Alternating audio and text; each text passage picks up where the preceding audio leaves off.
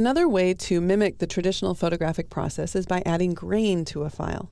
This grain is not the same as the digital noise that most of us want to remove from our image.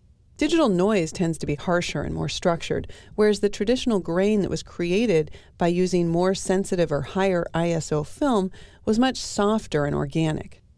In order to add grain to this image, I think I will first convert it to grayscale using the HSL grayscale panel, and I'll also add a little bit of a sepia tone by moving the saturation slider and the hue slider in the split tone panel. Then we can move to the effects panel. Here's where I can change the amount of grain, adding just a little bit of grain or a lot. We might want to zoom in while we add this grain, so I'll use Command plus in order to just zoom in a bit.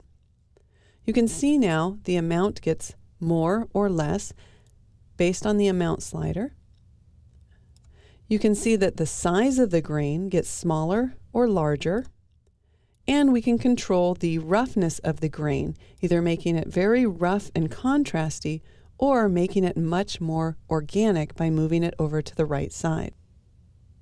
I'm going to go ahead and set the roughness down a little bit, as well as the size, and just decrease the amount. I think there's just a little bit too much grain being added. I'm losing too much detail in the image.